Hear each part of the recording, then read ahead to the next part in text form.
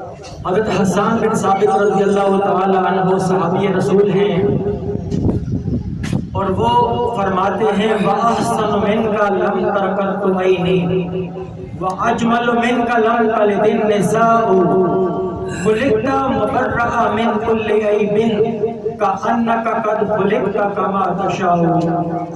وہ فرماتے ہیں وَأَحْسَنُ مِنْكَ لَمْ تَرْكَتُ عَيْنِي، آپ سے زیادہ حسین اور جمیل آج تک میری آنکھ نے نہیں دیکھا۔ وَأَجْمَلُ مِنْكَ لَمْ تَلِدِ النِّسَاءُ، جمیل کہتے ہیں خوبصورت کو، اور اجمل کہتے ہیں جو بہت خوبصورت ہوتا ہے۔ فرمایا وَأَجْمَلُ مِنْكَ لَمْ تَلِدِ النِّسَاءُ، آپ سے زیادہ خوبصورت اور جمیل آج تک کسی ماں نے جنا نہیں ہے۔ اور پھر فرماتے ہیں خُلِقْتَ مُبَرَّأً مِنْ كُلِّ عَيْبٍ، آپ کو ہر عیب سے مبرّہ پیدا کیا گیا، آپ کے اندر کوئی کمی نہ تھی، کوئی نقص نہ تھا، کوئی عیب نہ تھا۔ خُلِقْتَ مُبَرَّأً مِنْ كُلِّ عَيْبٍ، ہر عیب سے مبرّہ پیدا کیا گیا۔ كَأَنَّكَ قَدْ خُلِقْتَ كَمَا تَشَاءُ، ایسے لگتا ہے کہ آپ اپنی مرضی سے پیدا کیے گئے تھے۔ سورہ ابراہیم ہے آیت نمبر 7، اللہ تبارک تعالیٰ نے فرمایا لَئِن شَكَرْتُمْ لَأَزِيدَنَّكُمْ، اگر تم میری نعمتوں پر شکر بجا لاؤ گے تو میں ان میں اضافہ کروں گا۔ If you give thanks I will give you more۔ اللہ تبارک تعالیٰ نے جو نعمتیں عطا کی ہیں، اللہ تبارک تعالیٰ ہی سے پوچھتے ہیں کہ باری تعالیٰ تو نے ہمیں بہت نعمتوں سے نوازا ہے، ہم اگر شکر بجا لانا چاہتے ہیں تو تیرے شکر بجا لانے کا طریقہ کیا ہوگا؟ تو اللہ تبارک تعالیٰ نے ہی ہمیں طریقہ قرآن مجید میں بتایا۔ ایک مقام پر فرمایا وَاذْكُرُوا نِعْمَتَ اللَّهِ عَلَيْكُمْ إِذْ كُنْتُمْ أَعْدَاءً فَأَلَّفَ بَيْنَ قُلُوبِكُمْ فَأَصْبَحْتُمْ بِنِعْمَتِهِ إِخْوَانًا، اپنے اوپر کی گئی نعمت کو یاد کرو جب تم آپس میں ایک دوسرے کے دشمن تھے۔ آپ تھوڑا پیچھے اپنا ذہن لے کے چلے جائیں مکہ کی طرف۔ وہ وقت تھا مولانا الطاف حسین علی نے وہ نقشہ کھینچا تھا، کبھی گھوڑا آگے بڑھانے پہ جھگڑا، کبھی پانی پینے پلانے پہ جھگڑا، وہ جہالت بھرا ماحول تھا۔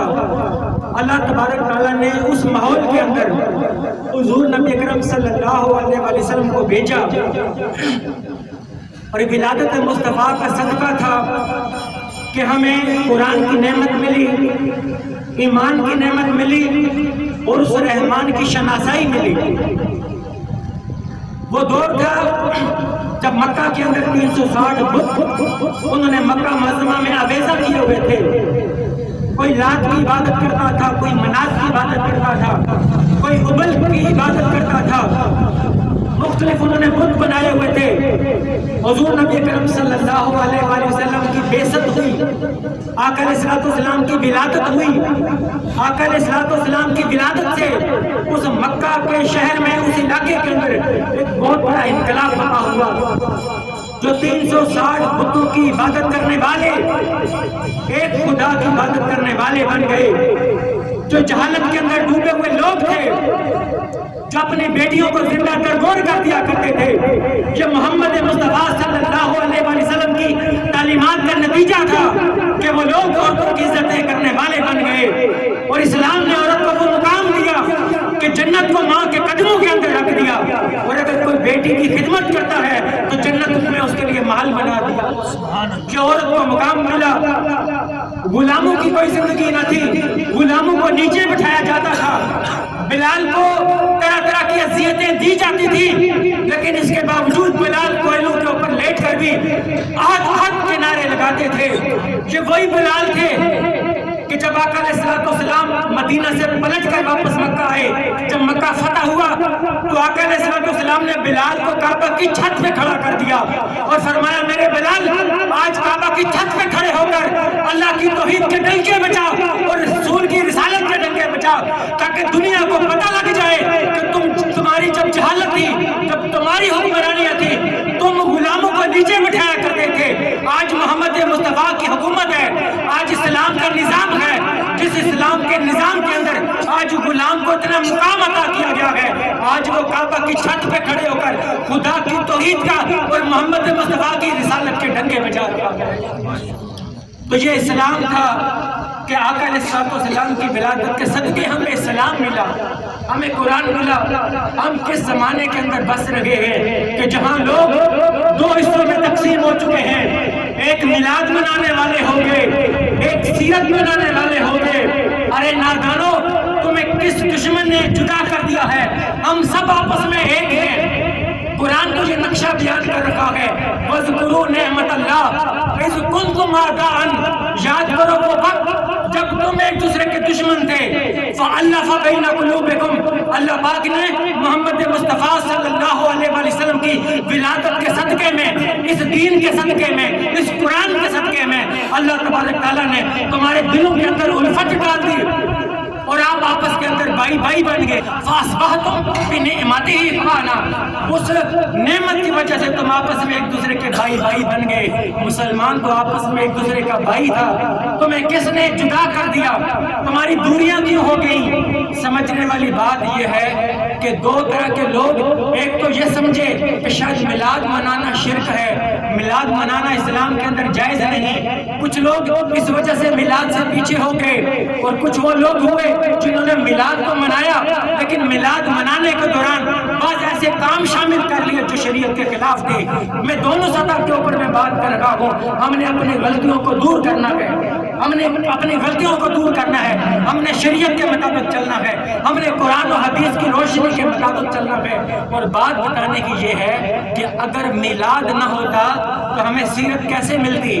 اگر آقا علیہ السلام کی ولادت ہی نہ ہوتی، آقا علیہ السلام کی پیدائش نہ ہوتی، تو آقا علیہ السلام کی ہمیں تعلیمات کیسے ملتی؟ ہمیں قرآن کیسے ملتا؟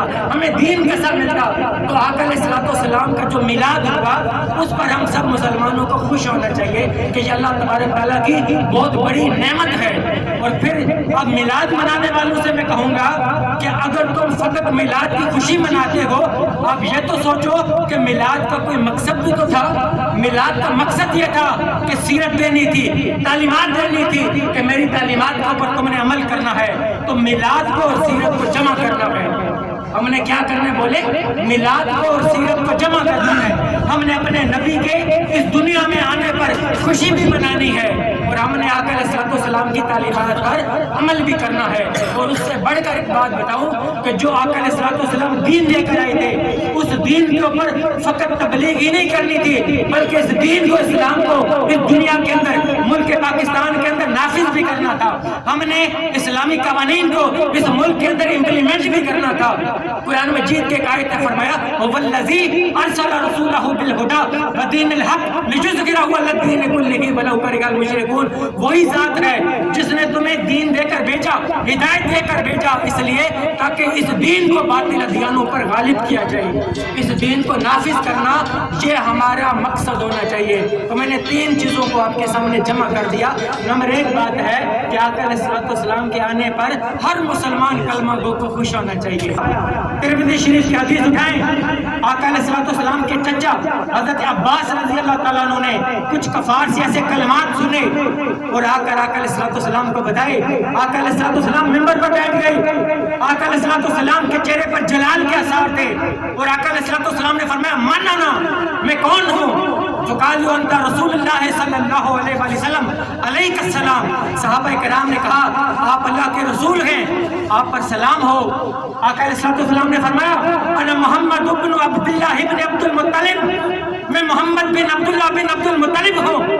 ان اللہ خلق الخلق جعلنی فی خیرہم فرقتاً، اللہ تبارک تعالیٰ نے جب اس ساری کائنات کو پیدا کیا تو مجھے سب سے بہترین خلق یعنی کہ انسانوں کے اندر پیدا کیا، اور پھر فرمایا ثم جعلہم فرقتین جعلنی فی خیرہم فرقتاً، اللہ تبارک تعالیٰ نے اس خلق کے دو گروہ بنائے، عرب اور عجم، اور مجھے سب سے بہترین یعنی عرب کے اندر پیدا کیا، اور پھر فرمایا ثم الہم قبائل، پھر اللہ تبارک تعالیٰ نے ان میں سے قبائل بنائے، جعلنی فی خیرہم قبیلتاً، اللہ تبارک تعالیٰ نے مجھے بہترین قبیلہ یعنی قریش کے اندر پیدا کیا، پھر فرمایا ثم جعلہم بیوتاً ثم جعلنی فی خیرہم بیتاً، اللہ تبارک تعالیٰ نے ان کے گھرانے بنائے اور مجھے سب سے بہترین گھرانہ یعنی بنو ہاشم کے اندر پیدا فرمایا، فی خیرہم نسبا، اور مجھے بہترین نسب کے اندر پیدا کیا۔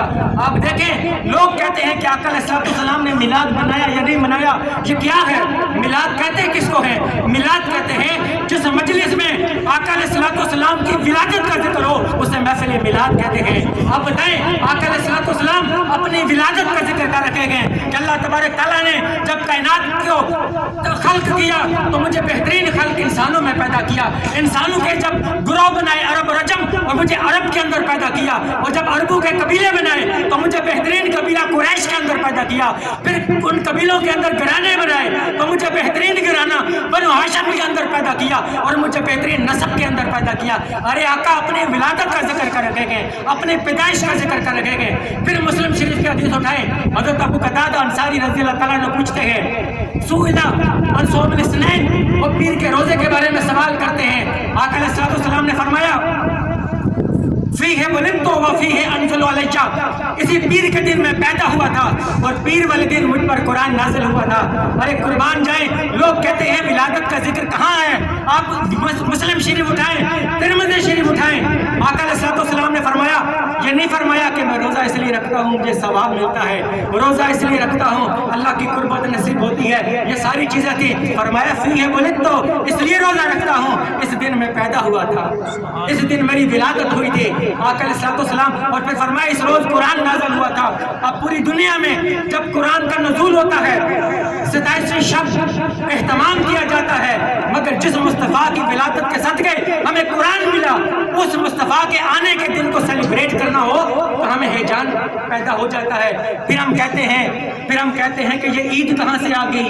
عید فقط عید الفطر ہے، عید فقط عید الاضحیٰ ہے، یہی کہتے ہیں نا؟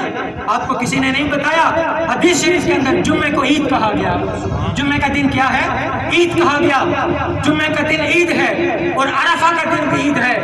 ایک یہودی آیا عمر فاروق رضی اللہ تعالیٰ عنہ کے پاس، اس نے کہا ایک آیت ایسی ہے جو اگر ہم پر نازل ہوتی ہم اس دن کو عید کے دن کے طور پر مناتے۔ حضرت عمر فاروق رضی اللہ تعالیٰ عنہ نے پوچھا اس یہودی سے، بتا وہ کون سی آیت ہے؟ اس نے آیت بتائی، الیوم اکملت لکم دینکم واتممت علیکم نعمتی ورضیت لکم الاسلام دینا۔ یہ سورہ مائدہ کی آیت اس نے پڑھی۔ عمر فاروق رضی اللہ تعالیٰ عنہ نے کہا مجھے معلوم ہے جس مقام پر آیت نازل ہوئی اور مجھے وہ دن بھی معلوم ہے جس دن قرآن کی آیت نازل ہوئی۔ فرمایا وہ جمعے کا دن تھا تو جمعے کا دن بھی عید کا دن ہوتا ہے۔ فرمایا وہ عرفہ کا دن تھا، حج پڑھا جا رہا تھا اور حج کا دن بھی عید کا دن ہے۔ فرمایا فہمالنا عیدان، یہ دونوں دن ہمارے لیے عید کا دن ہوتے ہیں۔ تو پتہ چلا جمعے کا دن بھی عید کا دن ہوتا ہے۔ سال میں کتنے جمعے آتے ہیں؟ 52 جمعے آتے ہیں۔ اے امت مسلمہ، تم سال میں 52 جمعے عید مناؤ، تمہیں ہیجان پیدا نہیں ہوتا۔ اور جب ربیع الاول کے دن عید میلاد النبی کی بات آئے تو تم سوچنے پر مجبور ہو جاتے ہو کہ یہ عید کہاں سے آئی؟ ارے مصطفیٰ کی ولادت کے صدقے میں تمہیں عید الفطر ملی، مصطفیٰ کی ولادت کے صدقے میں تمہیں عید الاضحیٰ ملی، مصطفیٰ کی ولادت کے صدقے میں تمہیں جمعے کے دن کی عید ملی اور مصطفیٰ کی ولادت کے صدقے میں عرفہ کے دن کی عید ملی۔ تو باقی جو عیدیں مصطفیٰ کے ولادت کے صدقے ملی تمہیں مصطفیٰ کے ولادت کے دن عید مناتے ہوئے جان پیدا ہوتا ہے۔ آقا علیہ السلام سے تمہیں کس نے دور کر دیا؟ یہ بہت بڑی سازش ہے کہ جو آقا علیہ السلام کے ساتھ امت کا رشتہ کاٹا جا رہا ہے۔ یہ بہت بڑی سازش ہے جو علامہ اقبال نے اس طرف اشارہ کیا تھا، یہ فاتح کش جو موت سے ڈرتا نہیں ذرا، روح محمد اس کے بدن سے نکال دو، اور فکر عرب کو دے کے فرنگی تخیلات اسلام کو حجاز و یمن سے نکال دو۔ یہ بہت بڑی سازش ہے۔ امت مسلمہ کے دلوں سے اگر محمد کی محبت نکال دو گے تو یہ امت ختم ہو جائے گی۔ اس سازش کو بے نقاب کرنا ہے۔ ہم نے پلٹ کر اپنے نبی کی ذات کے ساتھ محبت کے رشتے کو دوبارہ پیوستہ کرنا ہے۔ نبی کی ذات کے ساتھ ہم نے محبت کو اپنے دلوں کے اندر پیدا کرنا ہے۔ یہ جو ربیع الاول کے مہینوں میں جب میلاد کے پروگرام ہوتے ہیں اور جس میں نعت خوانی ہوتی ہے، درود و سلام کثرت کے ساتھ پڑھا جاتا ہے اور آقا علیہ السلام کی سیرت کی باتیں کی جاتی ہے، یہ اس کا مقصد یہ ہے کہ اس بھولی بسری امت کے دلوں کے اندر اس نبی کی محبت کو دوبارہ ڈال دیا جائے۔ اس محبت کے چراغ کو روشن کیا جائے۔ اللہ پاک نے فرمایا ان اللہ و ملائکتہ یصلون علی النبی، اللہ اس کے سارے فرشتے مصطفیٰ پہ درود پڑھتے ہیں۔ یا ایھا الذین آمنوا صلوا علیہ وسلموا تسلیما، اے ایمان والو تم بھی میرے نبی پر درود و سلام بھیجا کرو۔ اب دیکھیں جب درود و سلام پڑھنے کی بات آتی ہے، ایک ہوتی ہے سنت حضور نبی کرم صلی اللہ علیہ وآلہ وسلم کی، اس کے لیے کچھ پابندی ہوتی ہے، جیسے مقید بالحید جب ہم نماز پڑھتے ہیں تو کچھ پابندی ہوتی ہے شکل و صورت کی۔ ہم نے کیا کرنا ہے، تکبیر تحریمہ کے لیے ہاتھ اٹھانے پڑتے ہیں، ہمیں قیام کرنا پڑتا ہے، ہمیں رکوع کرنا پڑتا ہے، سجدہ کرنا پڑتا ہے، ہمیں جلسہ کرنا پڑتا ہے، قومہ کرنا پڑتا ہے، ہمیں سلام پھیرنا پڑتا ہے، یہ مختلف شکل و صورت کو اپنانا پڑتا ہے، اسے مقید بالحید کہتے ہیں۔ مگر اللہ تبارک تعالیٰ کی سنت کیا ہے، مصطفیٰ پہ درود و سلام پڑھنا۔ تو اللہ کی سنت پر عمل کرتے ہوئے اللہ پاک نے مقید بالحید کی پابندی نہیں رکھی، فرمایا کہ چاہے تم کھڑے ہو میرے مصطفیٰ پہ درود و سلام پڑھو، چاہے تم بیٹھے ہو میرے مصطفیٰ پہ درود و سلام پڑھو، چاہے تم بھاگ رہے ہو میرے مصطفیٰ پہ درود و سلام پڑھ سکتے ہو۔ میرے مصطفیٰ پہ درود و سلام پڑھنے کے لیے تمہارے لیے شکل و صورت کی کوئی پابندی نہیں۔ اس کے بعد آقا علیہ السلام کی سنت پر عمل کرنا ہو تو ایک پابندی ہوتی ہے مقید بالمقام کی، جگہ کی پابندی۔ مثال کے طور پر جب حج کرنا ہو تو منا جانا پڑتا ہے، مزدلفہ جانا پڑتا ہے، عرفات جانا پڑتا ہے۔ ایسا تو نہیں ہوتا کہ ہم کہیں کہ چلو اس سال ہم پاکستان میں حج کر لیں گے، نہیں، آپ کو وہاں جانا پڑے گا۔ مقید بالمقام، اس جگہ کی پابندی کرنی پڑتی ہے۔ مگر قربان جائیں، اللہ تبارک تعالیٰ نے مصطفیٰ پہ درود و سلام پڑھنے کے لیے ساری پابندیاں ہٹا دی ہیں۔ فرمایا چاہے تم پاکستان میں ہو، چاہے تم انڈیا میں ہو، چاہے تم یورپ میں ہو، چاہے تم افریقہ میں ہو، دنیا کے جس علاقے کے اندر ہو، میرے مصطفیٰ پہ درود و سلام پڑھ سکتے ہو، تمہارے اوپر کوئی پابندی نہیں۔ اور پھر اس کے بعد ایک ہوتا ہے مقید بالزمان، وقت کی پابندی۔ اب دیکھیں جب نماز پڑھنی ہو تو قرآن کہتا ہے، پابندی لگاتا ہے، ان الصلاۃ کانت علی المؤمنین کتابا موقوتا، اے ایمان والو تم پر نماز مقرر اوقات میں فرض کی گئی ہے۔ اور جب روزے رکھنے ہوں تو رمضان کے اندر روزے رکھنے پڑیں گے، جب حج کرنا ہے تو ذی الحج کا انتظار کرنا ہوگا۔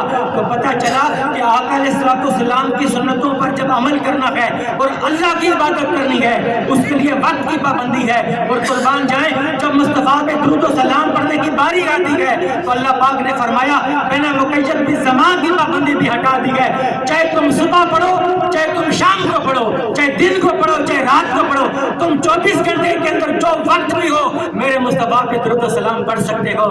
ارے کتنی نادانی ہے جو لوگوں کے ذہنوں میں یہ سوال آتا ہے کہ اذان سے پہلے درود نہ پڑھو۔ ارے اللہ تبارک تعالیٰ نے درود و سلام پڑھنے کے لیے وقت کی کوئی قید ہی نہیں رکھی، جو وقت بھی ہو آپ مصطفیٰ پہ درود و سلام پڑھ سکتے ہو، چونکہ اللہ اور اس کے فرشتے 24 گھنٹے مصطفیٰ پہ درود و سلام پڑھتے رہتے ہیں۔ اللہ پاک سے دعا ہے کہ اللہ تبارک تعالیٰ ہمیں کثرت کے ساتھ درود و سلام پڑھنے کی توفیق عطا فرمائے۔ لئن شکرتم لأزیدنکم، اللہ پاک نے فرمایا اگر میری نعمتوں کا شکر بجا لاؤ گے تو میں ان میں اضافہ کروں گا۔ اب نعمتوں کا شکر بجا لانے کا ایک طریقہ قرآن مجید سے ہم نے یہ بیان کیا تھا کہ اللہ پاک نے فرمایا وَاذْكُرُوا نِعْمَتَ اللَّهِ، اللہ کی نعمتوں کو یاد کیا جائے۔ یہ جو یاد کرنا ہے، اللہ کی نعمتوں کو یاد کرنا، جب ماضی کی بات ہوتی ہے تو یہ گرامر کا نقطہ ہوتا ہے، اذ استعمال ہوتا ہے۔ اذ قال ربک للملائکۃ انی جاعل فی الارض خلیفہ، یاد کریں وہ وقت جب اللہ پاک نے فرشتوں سے کہا کہ میں آدم کی تخلیق کرنے والا ہوں، اپنا نائب بنانے والا ہوں۔ اور جب مضارع کی بات ہوتی ہے، مستقبل کی بات ہوتی ہے تو اذا استعمال ہوتا ہے، اذا جاء نصر اللہ والفتح، جب اللہ کی فتح آ جائے گی، فیوچر ٹینس ہے۔ تو جب ماضی کی بات ہوتی ہے تو قرآن مجید میں اذ اور اذکروا کا لفظ استعمال کیا جاتا ہے۔ یہ 170 مرتبہ قرآن مجید میں استعمال کیا ہے، یاد کرو، یاد کرو، یاد کرو۔ بنی اسرائیل یاد کرو جب تمہیں دھوپ تھی اور میں نے بادلوں کا سایہ کر دیا تھا۔ بنی اسرائیل یاد کرو کہ میں نے اس وقت لوگوں کے اندر تمہیں فضیلت عطا کی تھی۔ بنی اسرائیل تم یاد کرو کہ جب فرعون تمہارے پر ظلم کیا کرتا تھا اور میں نے تمہیں نجات عطا کر دی تھی۔ یاد کرو جب موسیٰ علیہ السلام کی قوم نے فرعون سے پانی مانگا تھا تو موسیٰ علیہ السلام نے جب عصا مارا 12 چشمے جاری کر دیے کہ جب اللہ تبارک تعالیٰ کوئی نعمت عطا کرتے ہیں تو اس نعمت کو کیا کرنا ہے؟ یاد کرنا چاہیے. تو نعمت کو یاد کرنا قرآن مجید کی تعلیمات کا حصہ ہے. نعمت کو یاد کرنا کیا ہے؟ قرآن مجید کی تعلیمات کا حصہ ہے. آپ یہ دیکھیں کہ جب ہم قرآن پڑھتے ہیں تو قرآن میں بنی اسرائیل کی نعمتوں کو گنوایا جاتا ہے اور اسے کہا جاتا ہے کہ اپنی نعمتوں کو یاد کرو. تو امت مسلمہ کو بھی تو سوچنا چاہیے کہ تمہیں بھی ایک نعمت آج سے 1400 سال پہلے محمد مصطفیٰ کی صورت میں عطا کی گئی تھی. تمہیں بھی اس نعمت کو یاد کرنا چاہیے. یہ اسلوب ہوتا ہے قرآن مجید کا. اگر ہر چیز سامنے لکھی ہوتی، بعض لوگ بڑے سادہ طبیعت کے ہوتے ہیں، وہ کہتے ہیں قرآن میں کہاں لکھا ہوا ہے. اگر ہر چیز سامنے لکھی ہوتی تو قرآن پھر یہ کیوں کہتا افلا تتفکرون افلا یتدبرون؟ کیا تم سوچ نہیں کرتے؟ کیا تم تدبیر نہیں کرتے، تدبر نہیں کرتے؟ اللہ تبارک تعالیٰ کے قرآن میں غوطہ زنی کرنی پڑتی ہے. ایسا نہیں ہوتا کہ کوئی پیراگ ہے اور اس کو بولو کہ جاؤ سمندر کے اندر جاؤ، وہاں خزانے ہیں. ایک بندہ اوپر سے تیر کے آ جاتا ہے، وہ کہتا ہے مجھے تو خزانے نظر نہیں آتے. تو جواب دینے والا کوئی عارف کہے گا اپنے من میں ڈوب کر پا جاؤ سراغ زندگی. وہ کہے گا سمندر کی تہہ پہ خزانے نہیں ملا کرتے. اگر خزانوں کی تلاش کرنی ہے تو سمندر کے اندر غرق ہونا پڑتا ہے، ڈوبنا پڑتا ہے، اندر جانا پڑتا ہے. اس سمندر کی تہہ میں جاؤ گے تو وہاں سے تمہیں خزانے ملیں گے. اسی طرح قرآن مجید کے اندر غرق ہونا ہے، قرآن مجید کے اندر ڈوبنا ہے. You connect with Quran and extract wisdom from it and apply to your life. تم قرآن کے ساتھ اس طریقے سے جڑ جاؤ، وہاں سے wisdom نکالو، عقل مندی، شعور کو، فہم کو، فراست کو وہ نکالنا ہے اور اپنی زندگیوں کے اوپر اس کو لاگو کرنا ہے. قرآن بیان کر رکھا ہے میری نعمتوں کو یاد کرو. تو کیا کوئی کلمہ کو انسان بول سکتا ہے کہ آقا علیہ السلام کی ذات ہمارے لیے نعمت نہیں؟ ارے یہ قوت سماعت ہمارے لیے نعمت ہے، قوت گویائی ہمارے لیے نعمت ہے. آج اگر میری قوت یہ گویائی نہ ہوتی تو میں آپ کے سامنے کیسے ایکسپلین کرتا یہ اللہ کی کتنی بڑی نعمت ہے جس کے بارے میں موسیٰ علیہ السلام نے کہا تھا رب اشرح لی صدری ویسر لی امری واحلل عقدۃ من لسانی یفقهوا قولی. جب موسیٰ علیہ السلام کے ساتھ گئے تو یہ مانگا کہ باری تعالیٰ میرا سینہ کھول دے جس کے اندر علم فراوانی کے ساتھ ہو. اور پھر یہ تو موسیٰ علیہ السلام مانگ رہے ہیں. اور اگر کمپیریٹیولی اسٹڈی کریں بٹوین موسیز اینڈ پرافٹ محمد صلی اللہ علیہ وسلم تو موسیٰ علیہ السلام مانگ رہے ہیں باری تعالیٰ میرا سینہ کھول دے. اور جب محمد مصطفیٰ کی بات آتی ہے اللہ بات فرماتے ہیں الم نشرح لک صدرک، اے محبوب ہم نے تیرا سینہ تیری خاطر نہیں کھول دیا. نعرہ تکبیر، نعرہ رسالت، نعرہ تحقیق، علماء اہل سنت، عقیدہ اہل سنت. تو جو شان ہے ہمارے مصطفیٰ کی، تو آقا علیہ السلام کی جو نعمت ہے، ہم جب ربیع الاول کا مہینہ آتا ہے ہم قرآن مجید کی تعلیمات پر عمل کرتے ہیں، ہم اللہ تبارک تعالیٰ کی اس عظیم نعمت کو یاد کرتے ہیں. مگر وَأَمَّا بِنِعْمَةِ رَبِّكَ فَحَدِّثْ، باری تعالیٰ نعمت کو تو یاد کر لیا، کوئی اور بھی طریقہ ہے تیری نعمت کو منانے کا، شکر بجا لانے کا. فرمایا وَأَمَّا بِنِعْمَةِ رَبِّكَ فَحَدِّثْ، میری نعمت کا خوب چرچا کیا کرو. کیا کرو؟ میری نعمت کا خوب چرچا کیا کرو. پہلے تب میری نعمت کو یاد کیا کرو. آپ گھر میں بیٹھے ہوئے ہیں، آپ نے اللہ کی نعمت کو یاد کیا، آپ کا تعلق آپ کے مولا کے ساتھ ہو گیا، خاموشی کے ساتھ آپ اللہ کی نعمت کو یاد کر لیا. اب فرمایا کہ یہ تو وہ بات ہوگی نعمت کو یاد کر لیا. آج کیا ہو رہا ہے؟